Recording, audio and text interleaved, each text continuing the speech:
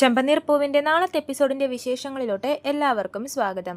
അപ്പോൾ സുധിയെ സ്റ്റേഷനിൽ നിന്നും കൂട്ടിക്കൊണ്ടുവരുവാണ് നമ്മുടെ രവീന്ദ്രനും സച്ചിയും കൂടി. വീട്ടിലെത്തുമ്പോഴേക്കും സുധി അമ്മയാണ് അന്വേഷിക്കുന്നത്. എനിക്ക് അമ്മ മാത്രമേ ഉള്ളൂ, എനിക്ക് വേറെ ആരുമില്ല എന്നൊക്കെ പറഞ്ഞ് കരയുമ്പോഴേക്കും രവീന്ദ്രൻ പറയുന്നുണ്ട്, എടാ നിനക്ക് ഞങ്ങളൊക്കെ ഇല്ലടാ, ഞങ്ങളൊക്കെ നിൻ്റെ ആരാടാന്നൊക്കെ ചോദിക്കുമ്പോഴേക്കും സുധി പറയുന്നുണ്ട്, അച്ഛാ എനിക്ക് എൻ്റെ അമ്മ മാത്രമേ ഉള്ളൂ എന്ന് പറഞ്ഞ് ഇങ്ങനെ കരയുവാണേ. അമ്മ എന്തിനാ ഇവിടെ നിന്നും പോയതെന്ന് നിങ്ങൾക്കൊക്കെ അറിയാവോ എന്ന് സുധി ചോദിക്കുന്നുണ്ട്. അപ്പോഴേക്കും സച്ചി പറയുന്നുണ്ട്, ഏയ് ഞങ്ങൾക്കൊന്നും അറിയില്ല, ഞങ്ങളൊക്കെ ഇപ്പോൾ ഫോറിലായിരുന്നല്ലോ, ഇപ്പോൾ ലാൻഡ് ചെയ്തതേ ഉള്ളൂ. നീ എന്താടാ സുധി പറയുന്നത്? സംഭവം നടക്കുമ്പോൾ ഞങ്ങൾ ഇവിടെ ഉണ്ടായിരുന്നില്ലേ, ഞങ്ങൾക്കും അറിയില്ല എന്നൊക്കെ ചോദിക്കുമ്പോഴേക്കും സുധി പറയുന്നുണ്ട്, നിങ്ങൾക്കറിയാമെങ്കിലും ഞാൻ പറയാം, എൻ്റെ അമ്മ ഇവിടെ നിന്ന് പോയതിന് കാരണം എൻ്റെ ഭാര്യയാണ്, അവൾ കള്ളം പറഞ്ഞു എന്ന് പറഞ്ഞ് സുധി വീണ്ടും പറഞ്ഞ കാര്യങ്ങൾ തന്നെ വീണ്ടും ആവർത്തിച്ചുകൊണ്ടിരിക്കുകയാണ്. അപ്പോൾ രവീന്ദ്രൻ പറയുന്നുണ്ട്, സച്ചി നീ അവനെ കൊണ്ടുപോയി മുറി കിടത്തെന്ന് പറയുമ്പോഴേക്കും സച്ചി സുധിയായിട്ട് മുറി കൊണ്ടുപോവാണ്. മുറി കൊണ്ടുപോയി സുധിയെ കട്ടിലൊക്കെ കിടത്തി പുതപ്പിച്ചൊക്കെ കൊടുക്കുന്നുണ്ട് സച്ചിക്ക് നല്ല സങ്കടമുണ്ട് സുധിയുടെ ഈ അവസ്ഥ കാണുമ്പോഴേക്കും. 35 വർഷം ഞാൻ നല്ലതുപോലെ കഷ്ടപ്പെട്ട് അധ്വാനിച്ച് എൻ്റെ 3 മക്കളെയും നല്ലതുപോലെ ഞാൻ വളർത്തി, അവർക്ക് പറ്റുന്ന വിധത്തിൽ എല്ലാ കാര്യങ്ങളും ചെയ്തു കൊടുത്തു.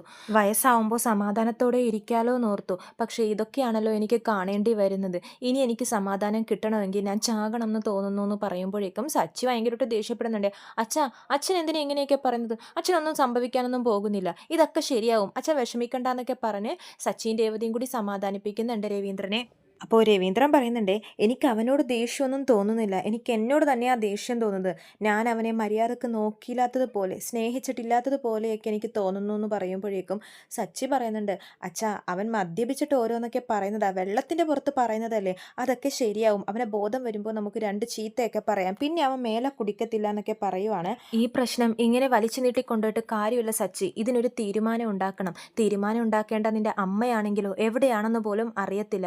സുധിയാണെങ്കിൽ ഇങ്ങനെ, ഇതിലൊരു തീരുമാനം ഉണ്ടാവണമെങ്കിൽ നാട്ടിൽ നിന്നും അമ്മ തന്നെ ഇങ്ങോട്ടേക്ക് വരേണ്ടി വരും എന്ന് പറയുവാണ്. ഞാൻ പോയി എൻ്റെ അമ്മയെ കൂട്ടിക്കൊണ്ട് വരാമെന്ന് രവീന്ദ്രൻ പറയുമ്പോഴേക്കും സച്ചി പറയുന്നുണ്ട്, അച്ഛാ നല്ല തീരുമാനമാണ്, രേവതിയും ഇതിനെപ്പറ്റി എന്നോട് പറഞ്ഞായിരുന്നു, പിന്നെ അച്ഛമ്മയെ ഞാൻ പോയി കൂട്ടിക്കൊണ്ടുവരാമെന്ന് പറയുവാണ്. അപ്പോൾ രവീന്ദ്രൻ പറയുന്നുണ്ട്, വേണ്ട സച്ചി, നീ ഈ വീട്ടിൽ വേണം, കാരണം ഇവിടെ ഇപ്പോൾ ആരും ഇല്ലാത്തത്, സുധിയുടെ അവസ്ഥ നീയും കണ്ടതല്ലേ, നീ ഇവിടെ ഇരുന്നോ, എൻ്റെ അമ്മയെ ഞാൻ പോയി കൂട്ടിക്കൊണ്ട് വരാമെന്ന് പറഞ്ഞിട്ട് രവീന്ദ്രൻ പോവാണ് വീട്ടിൽ നിന്നും ഇറങ്ങി. സച്ചി രവീന്ദ്രനെ ബസ് സ്റ്റോപ്പിലാക്കി കൊടുക്കാൻ വേണ്ടി പോയിരിക്കുവാണേ.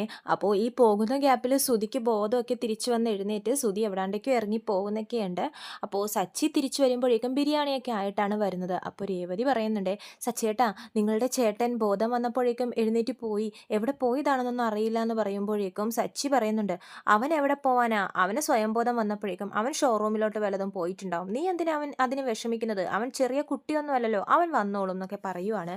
എന്നിട്ട് ബിരിയാണി മേടിച്ചിട്ടുണ്ടെന്ന് പറയുമ്പോഴേക്കും രേവതി പറയുന്നുണ്ട്, സച്ചിയേട്ടാ എന്തിനാ ബിരിയാണിയൊക്കെ ഞാൻ ഉണ്ടാക്കാമല്ലോ എന്ന് ചോദിക്കുവാണ്. അപ്പോഴേക്കും സച്ചി പറയും, ഹേയ് ഇപ്പോൾ നമ്മ 2 പേരും മാത്രമല്ലേ ഉള്ളൂ, നമുക്ക് അതുകൊണ്ടൊന്നും ഉണ്ടാക്കിയൊന്നും വേണ്ട, പുറത്തുനിന്ന് മേടിച്ച് കഴിക്കാം, അത് തോന്നി അതുകൊണ്ടാണ് ഞാൻ കൊണ്ടുവന്നാൽ, നിനക്ക് റെസ്റ്റ് ആവുമല്ലോ എന്നൊക്കെ പറഞ്ഞ് ബിരിയാണി എടുത്ത് രേവതിയുടെ വായിലൊക്കെ ഇട്ട് കൊടുക്കുന്നുണ്ട്. രേവതിക്കാണെങ്കിൽ ഭയങ്കര സങ്കടം, സച്ചിനോട് തൻ്റെ സങ്കടങ്ങളും പങ്കുവയ്ക്കുന്നുണ്ട്. രവീന്ദ്രനെ കുറിച്ച് ഓർത്തിട്ടാണ് രേവതിക്ക് സങ്കടം, അച്ഛൻ്റെ വിഷമം കണ്ടിട്ട് സഹിക്കാൻ പറ്റുന്നില്ല എന്നൊക്കെ പറയുന്നുണ്ട്. അപ്പോൾ സച്ചി പറയുന്നുണ്ട്, എന്ത് ചെയ്യാനാ രേവതി, എല്ലാം ആ പാലറേട്ടത്തി കാരണമാണ്, പക്ഷേ എനിക്ക് അവരെക്കുറിച്ചുള്ള സംശയം ഇപ്പോഴും തീരുന്നില്ല എന്ന് പറയുവാണ്. അപ്പോൾ രേവതി ചോദിക്കുന്നുണ്ട്, അതെന്താ സച്ചിയേട്ടാ, വേറെന്തോ ചുറ്റിക്കളി കൂടി ഈ പാലറേട്ടത്തിക്കുണ്ട്, അതെനിക്ക് ഉറപ്പാന്നൊക്കെ പറയുവാണ്. നമുക്ക് ഇപ്പോൾ വീട്ടിലാരുമില്ലല്ലോ, നമുക്ക് അവരുടെ മുറി ഒന്ന് പോയി ചെക്ക് ചെയ്താലോ, എന്തെങ്കിലുമൊക്കെ കിട്ടും അവരെക്കുറിച്ചുള്ളതെന്ന് പറയുമ്പോഴേക്കും രേവതി പറയുന്നുണ്ട്, ഹേയ് സച്ചിയേട്ടാ അതൊന്നും ശരിയല്ല, റൂമിൽ ആരും ഇല്ലാത്തപ്പോൾ അവരുടെ റൂം പോയി ചെക്ക് ചെയ്യുന്നതൊന്നും നല്ല കാര്യമല്ല എന്ന് പറയുമ്പോഴേക്കും സച്ചി പറയുന്നുണ്ട്, പിന്നെ എല്ലാവരും ഉള്ളപ്പോൾ പോയി ചെക്ക് ചെയ്യാൻ പറ്റുമോ, നമ്മളൊന്നും മോഷ്ടിക്കാനൊന്നും അല്ലല്ലോ പോകുന്നത്, എന്തെങ്കിലും കിട്ടുമോ എന്നറിയാനല്ലേ തെളിവിനായിട്ട്, നമുക്ക് നോക്കാം രേവതി എന്ന് പറയുമ്പോൾ രേവതി സമ്മതിക്കുന്നില്ലേ. ലാസ്റ്റ് സച്ചി ഒരു കോയിൻ എടുത്ത് ടോസ് ഇടാമെന്ന് പറയുന്നുണ്ട്. ഹെഡ് വീണാൽ ഞാൻ പറയുന്നത് പോലെ റൂം കയറി ചെക്ക് ചെയ്യും, ടെയിലാണെങ്കിൽ നീ പറയുന്നത് അനുസരിക്കാമെന്ന് പറയുവാണ്. അപ്പോഴേക്കും ടോസ് ഇടുമ്പോഴേക്കും ഹെഡാണ് വീഴുന്നത്. അപ്പോൾ മുറി കയറി പരിശോധിക്കാൻ സച്ചി തീരുമാനിച്ചിരിക്കുവാണ്. എന്തായാലും രേവതിനോട് പറയുന്നുണ്ട്, രേവതി നീ ആ സൈഡ് ചെക്ക് ചെയ്യും, ഞാൻ ഈ സൈഡ് ചെക്ക് ചെയ്യാമെന്ന് പറഞ്ഞിട്ട് 2 പേരും കൂടി ഇരുന്ന് അവരുടെ കബോർഡൊക്കെ തുറന്ന് നോക്കുവാണ്. സച്ചി മെയിൻ ഡോർ ലോക്ക് ചെയ്തിട്ടാണ് ഈ പരിപാടിയൊക്കെ ചെയ്യുന്നത്. അപ്പോൾ പിന്നെ ആരെങ്കിലും വന്ന ബെല്ലടിക്കുമ്പോഴേക്കും എളുപ്പം പോയാൽ മതിയല്ലോ എന്നൊക്കെ ഓർത്തിട്ട് ഒന്നും അറിയാത്ത പോലെ. അങ്ങനെ രണ്ടുപേരും കൂടി കുറേ നേരം ചെക്ക് ചെയ്യുമ്പോഴേക്കും ഒന്നും കിട്ടുന്നില്ല. ലാസ്റ്റ് ശ്രുതിയുടെ അലമാരയിൽ നിന്നും ഒരു കുട്ടികളുടെ ഉടുപ്പ് കിട്ടുവാണ്. അപ്പോൾ രേവതി അതെടുത്ത് സച്ചിയെ കാണിക്കുന്നുണ്ട്. സച്ചി ഏട്ടാ ദേ നോക്കിക്കേ, ഇതൊരു ആൺകുട്ടിയുടെ ഉടുപ്പല്ലേ, ചെറിയ കുട്ടിയുടെ. അപ്പോൾ സച്ചി പറയുന്നുണ്ട് ശരിയാണല്ലോ, ഇതെന്താ ശ്രുതിയുടെ ഡ്രസ്സിൻ്റെ കൂടെ ഉണ്ടായിരുന്നതാണെന്ന് പറയുമ്പോഴേക്കും സച്ചി പറയുന്നുണ്ടേ അവൾ എന്തിനാ ഈ കുട്ടികളുടെ ഉടുപ്പൊക്കെ എടുത്ത് അവളുടെ കൂട്ടത്തിൽ വെച്ചിരിക്കുന്നത്.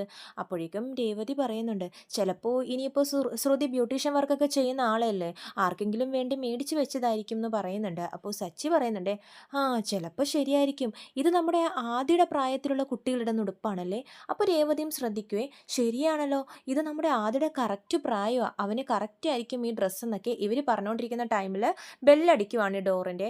അപ്പോഴേക്കും സച്ചിൻ രേവതിയും എളുപ്പം ചെക്ക് ചെയ്തതൊക്കെ ഒരു സംശയം പോലും തോന്നാത്ത വിധത്തിൽ ഒതുക്കി വെച്ചിട്ട് ഡ്രസ്സൊക്കെ ആ അലമാരയിൽ തന്നെ മടക്കി വെച്ചിട്ട് ഒന്നും അറിയാത്ത പോലെ പോയി ഡോറ് തുറക്കുവാണ്. അപ്പോഴേക്കും അത് നമ്മുടെ സുധി ആയിരിക്കുവേ.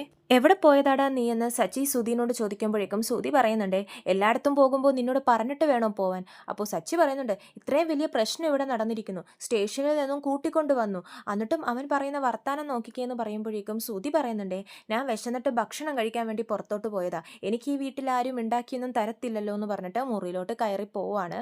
അപ്പോഴേക്കും സച്ചി ഒന്നും മിണ്ടുന്നില്ല. പിന്നെ കാണിക്കുന്നത് വർഷയും ശ്രീകാന്തിനെയാണ്. ശ്രീകാന്തിനോട് വർഷ പറയുന്നുണ്ട് ശ്രീകാന്ത് എളുപ്പം റെഡിയാവും, നമുക്കിപ്പോൾ തന്നെ വീട്ടിലോട്ട് പോവാമെന്ന് പറയുവാണ്. അപ്പോൾ ശ്രീകാന്ത് പറയും വീട്ടിലോട്ട് പോകാനോ, നീ എന്താ വർഷ ഈ പറയുന്നത്. വീട്ടിലോട്ട് പോകണം, രേവതി ചേച്ചിയെ ഞാനിപ്പോൾ വിളിച്ച് വെച്ചേ ഉള്ളൂ, രേവതി ചേച്ചിയോട് ഞാൻ കാര്യം പറഞ്ഞിട്ടുണ്ട്, ഞങ്ങൾ ഇപ്പം തന്നെ വരുമെന്ന് ഇറങ്ങാൻ പോവാണെന്നൊക്കെ പറഞ്ഞിട്ടുണ്ട്.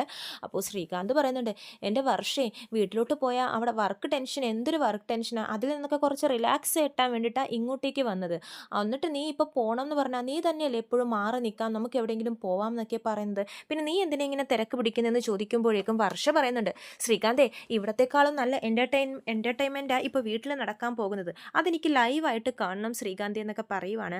അപ്പോൾ ശ്രീകാന്ത് പറയുന്നുണ്ട് വർഷയെ നമ്മൾ 2 ദിവസം കൂടി നിൽക്കാനുള്ള എമൗണ്ട് ഒക്കെ പേ ചെയ്തിട്ടുണ്ടെന്ന് പറയുവാണ്. അപ്പോൾ വർഷ പറയും അതൊക്കെ നമുക്ക് സംസാരിച്ച് മേടിക്കാം എന്നൊക്കെ പറയുവാണ്. അപ്പോൾ ശ്രീകാന്ത് പറയും അങ്ങനെ സംസാരിച്ചാലൊന്നും അവർ തരത്തില്ല, ഇത് നിൻ്റെ വീടൊന്നും അല്ല എന്നൊക്കെ പറഞ്ഞ് ശ്രീകാന്ത് ചൂടാവുന്നുണ്ട്. അപ്പോൾ വർഷ പറയുന്നുണ്ട് പൈസ പോണെങ്കിൽ പോട്ടെ, പക്ഷേ ഇപ്പോൾ വീട്ടിൽ നടക്കുന്ന സീൻ എനിക്കത് ലൈവായിട്ട് തന്നെ കാണണം, ആൻറ്റിയും ശ്രുതി ചേച്ചിയും തമ്മിലൊരു വാറ് തന്നെ നടക്കാൻ പോവാന്നൊക്കെ പറയുന്നുണ്ട്. അപ്പോൾ ശ്രീകാന്ത് പറയും അതെന്താ നീ അങ്ങനെ പറയുന്നത്, ശ്രുതി ചേച്ചി അതിന് വീട്ടിലോട്ട് വന്നിട്ടില്ലല്ലോ. അപ്പോൾ വർഷ പറയുന്നുണ്ട് എന്തായാലും ശ്രുതി ചേച്ചി നാളെ വരും, അച്ഛമ്മയെ നാട്ടിൽ നിന്ന് കൂട്ടിക്കൊണ്ടുവരാൻ വേണ്ടിയിട്ട് അച്ഛൻ പോയിട്ടുണ്ടെന്ന് രേവതി ചേച്ചി വിളിച്ച് പറഞ്ഞായിരുന്നു എന്ന് പറയുവാണ്. അപ്പോൾ ശ്രീകാന്ത് പറയും അച്ഛമ്മയോ, അച്ഛമ്മ എന്തിനാ ഇപ്പോൾ വരുന്നതെന്നൊക്കെ ചോദിക്കുന്നുണ്ട് ശ്രീകാന്ത്. പിന്നെ ഈ പ്രശ്നം അങ്ങനെ നീട്ടിക്കൊണ്ട് പോകാൻ പറ്റുമോ, അച്ഛമ്മ വന്നു കഴിഞ്ഞാൽ എന്തായാലും ഒരു തീരുമാനം എടുക്കും, അവർ രണ്ടുപേരെയും വീട്ടിൽ വിളിച്ചിരുത്തിയിട്ട് അവരുടെ പ്രശ്നങ്ങളൊക്കെ പറഞ്ഞു തീർക്കും, ശ്രുതി ചേച്ചിയെ വീട്ടിൽ നിന്ന് പുറത്താക്കിയത് എനിക്ക് കാണാൻ പറ്റില്ല, ഇതെങ്കിലും എനിക്ക് ലൈവായിട്ട് കാണണം എന്ന് പറയുമ്പോഴേക്കും ശ്രീകാന്ത് പറയുന്നുണ്ടേ എൻ്റെ വീട്ടിലെ ഈ സംഭവങ്ങളൊക്കെ നിനക്കൊരു എൻ്റർടൈൻമെൻ്റ് ആണല്ലേ എന്ന് ചോദിക്കുമ്പോഴേക്കും വർഷ പറയുന്നുണ്ട് ഞാൻ ഡബ് ചെയ്യുന്ന സീരിയലിൽ മാത്രമേ ഇങ്ങനത്തെ സീൻസൊക്കെ കണ്ടിട്ടുള്ളൂ, അതൊക്കെ അഭിനയമല്ലേ, ഇത് റിയൽ ഇമോഷൻസ്, അതെനിക്ക് കാണണം ശ്രീകാന്തേ, നീ എന്താ നിൻ്റെ വീട്ടിൽ ഇത്രയും പ്രശ്നം നടക്കുമ്പോൾ അതിനെപ്പറ്റിയൊന്നും ഇത്ര വറീഡ് ആവാത്തെന്നൊക്കെ ചോദിക്കുന്നുണ്ട് വർഷ. അപ്പോഴേക്കും ശ്രീകാന്ത് ഒന്നും മിണ്ടുന്നില്ലേ. നമുക്ക് എളുപ്പം പോകണം എന്ന് പറഞ്ഞിട്ട് വർഷ വാശി പിടിക്കുവാണ്. നിന്നെ ഒന്നും തിരുത്താൻ പറ്റില്ല വർഷേ, അവരുടെ ജീവിതത്തിൽ എന്താ നടക്കാൻ പോകുന്നതെന്ന് ഒരു ഐഡിയ ഇല്ല, നിനക്കതൊക്കെ ഒരു ഫണ്ണ് പോലെയാണെന്ന് പറയുമ്പോഴേക്കും വർഷ പറയുന്നുണ്ട് നീ എന്നെ ഇപ്പം തിരുത്തണ്ട, നിൻ്റെ വീട്ടിലുള്ള ആൾക്കാരെയൊക്കെ ആദ്യം പോയി തിരുത്താൻ നോക്കുക, അത് കഴിഞ്ഞിട്ട് ലാസ്റ്റ് എന്നെ തിരുത്തിയാൽ മതി എന്നൊക്കെ പറഞ്ഞ് രണ്ടുപേരും കൂടി തല്ലുപിടിക്കുവാണ്.